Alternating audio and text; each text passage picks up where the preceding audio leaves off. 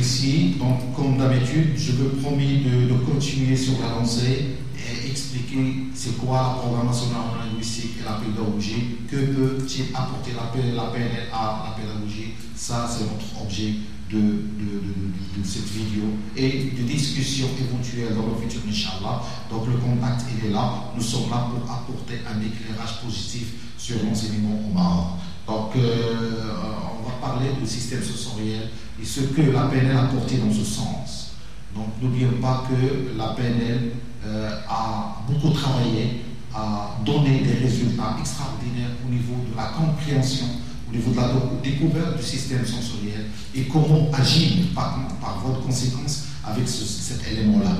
Donc, le professeur, l'enseignant, lorsqu'il traite avec ses élèves, il doit d'abord avoir les outils pour découvrir qui sont les élèves qui sont par exemple visuels, qui sont les élèves qui sont auditifs et qui sont les élèves qui sont kinésiques, c'est-à-dire qui ont besoin de toucher des choses pour apprendre.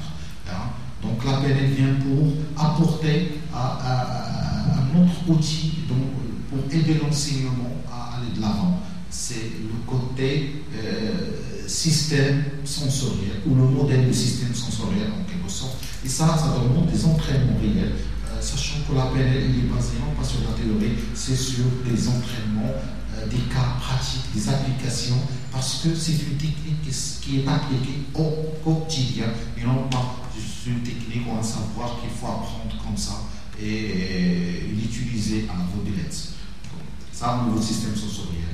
L'autre élément, c'est la notion de modèle, ce qu'on appelle modèle Mercedes, et je vous précise que la PNL a apporté beaucoup de modèles dans plusieurs domaines. Et parmi ces modèles-là, il y a les modèles de communication, il y a le modèle de précision, de Milton, il y a le modèle de communication, il y a le modèle de recadrage, et maintenant on va parler du modèle Mercedes. Le modèle Mercedes, c'est quoi? Et bien sûr, si nous aurons l'occasion, nous le traitons en détail. C'est que il y a la pensée, il y a le comportement, il y a l'émotionnel. Et pour influencer le comportement, pour changer le comportement, il faut agir soit sur la pensée ou sur le côté émotionnel. Si par exemple, je veux changer le comportement des élèves, je dois changer les pensées. À un moment donné, je dois changer les pensées. Si les pensées sont bien, je dois agir sur le comportement. Par exemple, je donne un exemple, dans l'ensemble des séminaires, c'est par exemple, dans le modèle Mercedes, il faut pour changer, soit on agit sur la pensée, sur le comportement, sur les émotions. Donc, pour le comportement, je donne un exemple. Donc, c'est par exemple dans mes séminaires, si par exemple les gens ils sont un petit peu intimidés, ils sont un petit peu en comportement crispé, on essaie de faire un petit peu de mouvement, etc., de respiration, c'est-à-dire on agit sur le comportement pour que la pensée change en même temps. Et les applications de ces modèles Mercedes, il est beaucoup appliqué dans plusieurs situations, même à titre individuel. Dans un moment donné, je me sens que je ne suis pas bien, j'essaie soit de changer mon comportement, ou changer ma pensée, ou changer mes émotions, et je change toute la structure. Ça, c'est un élément très important qu'on peut intégrer dans le domaine de la pédagogie et il est déjà intégré dans les pays plus émergents comme le Canada, les États-Unis, et on espère qu'il sera appliqué au niveau du Maroc. Le modèle des savoirs d'excellence, c'est un modèle très important. Le savoir d'excellence, c'est que dans l'opération de l'enseignement, on passe par 4 phases.